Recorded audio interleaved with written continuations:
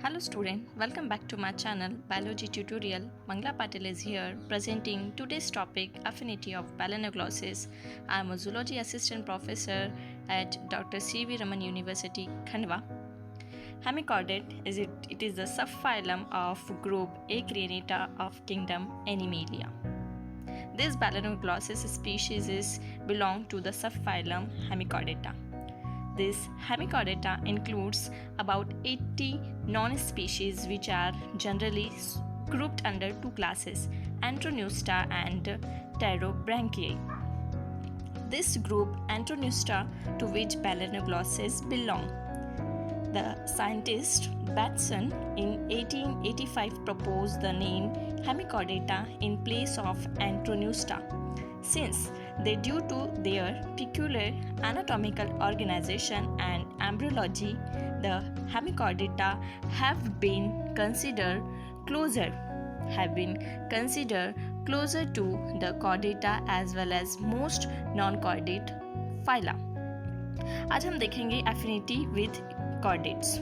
So some earlier workers like William Bateson proposed closer affinity between Hemichordata and Chordata. Their resemblance was based on the presence of three fundamental chordal characteristics. First one is a notochord, which is dorsal hollow. Second one is a dorsal hollow nerve cord, and third one is the pharyngeal gill slits. So on the basis of these three fundamental chordal characteristics, हम Hemichordata phylum subphylum Balanoglosses की affinity with different phylums of chordata के साथ देखने जा रहे हैं. Next, first one is with Urochordata. This Urochordata, Hemichordates are nearest to Urochordata as they exhibit many close resemblance. First, the structure and function of pharynx and branchial apparatus in Hemichordata are similar. अगर हम बात कर रहे हैं Hemichordata and Urochordata की, so अगर structure and function of pharynx है और branchial apparatus है Hemichordates में, वो similar होती है दोनों में. So कभी भी हम affinity देखते हैं तो एक तो similarity basis पे देखते हैं and second one is dissimilarity basis पे देखते हैं. So अगर similarity देख रहे हैं तो जो pharynx और branchial apparatus का जो structure और function है वो दोनों में similar होता है. Next one is the development of the central part of nervous system. So nervous system का जो development है दोनों में similar होता है. Next one is affinity with Cephalochordata. यहाँ पर सिमिलैरिटी आप देख रहे होंगे, similarity in the structure and function of the branchial apparatus. Similarly structure and function of branchial apparatus के बेसिस पे दोनों सिमिलर होते हैं. And second similarity in the arrangement of coelomic sac and its development. तो coelomic sacs का development और उसका arrangement दोनों में सिमिलर होता है. Now I am talking about the objection. The objection of Hemichordate with these two phylum is, first one is a true notochord not occur in Hemichordates. अगर हम बात कर रहे हैं Hemichordates की दोनों ही phylum Urochordata and Cephalochordata के साथ, तो Hemichordate में true notochord नहीं होता है. सेकेंड वन इज जो नर्वस सिस्टम होता है इन्वर्टिब्रेट टाइप का इसमें होता है, क्योंकि इसमें ventral nerve cord and circumenteric nerve ring यहाँ प्रेजेंट होती है जो कि एब्सेंट होती है कॉर्डेट्स में. सो ये सेकेंड अनदर पॉइंट है ऑब्जेक्शन के लिए. Third one is gill slits. जो Balanoglosses में गिल स्लिट्स होती है वो बहुत ज़्यादा नंबर्स में होती हैं और उसकी पोजीशन डॉर्सल साइड होती है, but this gill slits are present into chordate, but the number is 5 to 7 only, and the position of these gill slits is lateral side. So these are the few points of objection, so that this chordata, Hemichordata, not put into this chordate, Urochordate and Cephalochordate. Now the second affinity of Balanoglosses, it means Hemichordata with Nemertea. What is this Nemertea? ठीक है, Nemertea, और हम इसको ये भी कह सकते हैं रिबन वर्म एंड प्रोबेसिस वर्म. तो निमर्टिया अगर हम फाइलम देख रहे हैं तो ये इन्वर्टिब्रेट फाइलम है इसमें रिबन लाइक वर्म्स आते हैं। अब हम सिमिलैरिटी इन दोनों की कुछ पॉइंट्स पर देखते हैं। Like first one is feeding and boring habit are similar in both. दोनों में feeding and boring habit similar होता है। Second one is body is both is elongated, lengthwise देखे तो इलॉन्गेट होती है, वर्मी फॉर्म होती है विथ टर्मिनल एनस, और साथ ही स्मूथ स्किन प्रेजेंट होती है और सिंपल गोनर्स प्रेजेंट होते हैं। So this two points are similar in between Nimertia and Balanoglossus. Next, what is the differing point? Differing point is first one is lacking a dorsal nerve cord, and second one is in having lateral nerve cord and having a protostibal proboscis. So अब बात कर रहे हैं निमर्टीनिया में dorsal nerve cord नहीं होता, जो कि बैलेनोग्लॉसिस में होता है। लैटरल नर्व कॉर्ड होती है, डॉर्सल नहीं होकर लैटरल होती है, और साथ ही इसमें प्रोबोसिस तो प्रेजेंट होती है लेकिन प्रोस्टोबिल नेचर की होती है। So this is the similarity and dissimilarity, and it is also known as affinity with Nimertia. Next, affinity with Annelida. We already know that this Annelida, it is also belong to the invertebrate phylum, invertebrate division. So what are the similar points in between Annelida and Balanoglossus hemichordata? First one is body is vermiform and coelomate, and second one is boring habit and ingesting, both ingesting muds, and it pass out as a casting by anus. Both are similar into Annelida, Annelidian species, and Balanoglossus. Second one is collar found in both animals, both species, and this collar is similar as a clitellum of Annelida.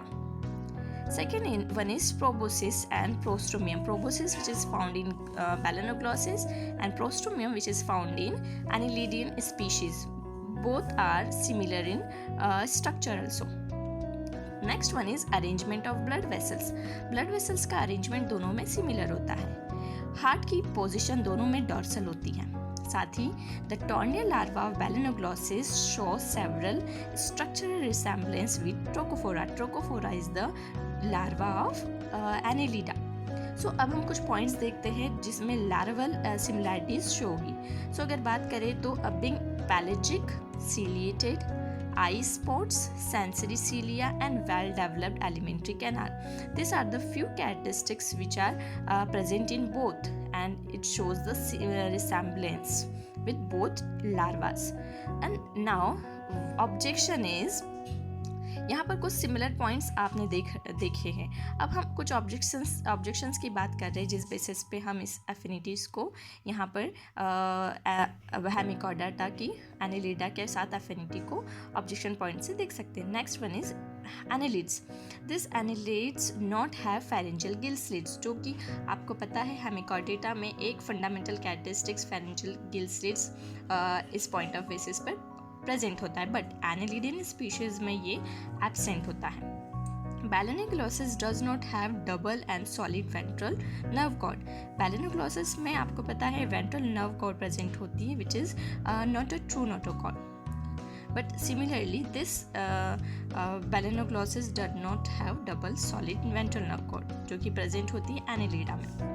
अब हम इसी larva को differ form में यहाँ कुछ points में देखते हैं। Tornaria larva, which is the larva of Balanoglossus. Trochophora larva, which is the larva of Annelida. So trochophora में हम देखते हैं इसमें pre oral proboscis coelom present होता है, वही इसमें प्री ऑरल सीलोम एब्सेंट होता है। एंड नेफ्रेडिया इसमें प्रेजेंट होती है, इसमें नेफ्रेडिया एब्सेंट होती है, इसमें नेफ्रेडिया प्रेजेंट होती है। वही अगर ब्लास्टोपोर की बात करें, ये एनस में कन्वर्ट हो जाता है, and here blastopore become a mouth. So these are the few differing points which are the objection of affinity with Annelida. And this is all about the affinity. Now the next one is affinity with Echinodermata. So this Echinodermata के साथ affinity रखता हो तो अब हम देखेंगे adult resemblance and वैसे ही larval resemblance. So अगर हम बात करें similarity की तो adult resemblance में हम कुछ points देखते हैं like anthrosillic origin of coelom. तो एंट्रोसिलिक मीन्स यहाँ पर हम बात कर रहे हैं ट्रू सीलोम की, जो कि आर्केंटेरोम से डेवलप होती है, इसीलिए हम इसको एंट्रोसिलोम कह रहे हैं. और इस सीलोम का ओरिजिन एंट्रोसिलोमिक ओरिजिन होता है, जो कि दोनों ही अडल्ट में like echinodermata species and Hemichordata species दोनों में ही कैसी होती है, सेम होती है. बिकॉज हम अभी अडल्ट रिसेम्बलेंस देख रहे हैं, सिमिलैरिटीज देख रहे हैं. Now heart vesicles and glomerulus which is homologous to dorsal sac and axial gland of echinodermids. अगर हम हार्ट वेसिकल एंड ग्लोमेरुलस की बात करें, जो कि होमोलोगस होता है डॉर्सल सेक और एक्सियल ग्लैंड की एकाइनोडर्मेटा के साथ. Now next point is nervous system is poorly developed. दोनों में ही नर्वस सिस्टम पोअरली डेवलप्ड होता है. Next one is protein and phosphogenes. It is present in hemichordates closely, which is resemblance to the echinodermids. Next is it is a common habits and ecological niche and remarkable power of regeneration. दोनों में ही आपको similar मिलेंगी. Next one is larval resemblance. अब हम देखते हैं larval resemblance क्या हो सकते हैं. तो लार्वल रिसेम्बलेंस टॉर्निया लार्वा जो है बैलेनोग्लोसिस का है, बाइपिनेरिया लार्वा हम एकाइनोडर्मिड से रिलेटेड यहाँ देख सकते हैं. अब हम कॉमन फीचर्स देखें तो दोनों में ही कॉमन फीचर्स क्या होते हैं कि वो स्मॉल, पैलेजिक, ट्रांसपेरेंट एंड ओव्यूल होते हैं. And second one is identical ciliated band दोनों में ही प्रेजेंट होते हैं. दोनों में ही एंट्रोसिलिक ऑरिजिन ऑफ सीलोम मिलेंगे. जैसे कि हमने यहाँ बात की, एंट्रोसिलो का मतलब होता है कि ट्रू सीलोम जिसका डेवलपमेंट किससे होता है, आर्केंटेरॉन से होता है. सो इसकी ओरिजिन दोनों की सेम होती है. प्रोबोसिस जो होगा वो सीलोम ओपनिंग टू आउटसाइड व प्रोबोसिस स्पोर. प्रोबोसिस जो होगा वो सीलोम के बाहर प्रोबोसिस स्पोर के थ्रू वो ओपन होता है, जो कि दोनों में सिमिलर पॉइंट है. Blastopore become the anus. Blastopore anus में कन्वर्ट होता है. वही digestive tract is complete in both with mouth, anus and some other parts. So these are the few similar points in between the larval and this also adult resemblance. Now after this resemblance, what are the differing point and dissimilarities? It is become a objection. So objection is the tornia shows presence of apical plates with sensory hairs and eye spots.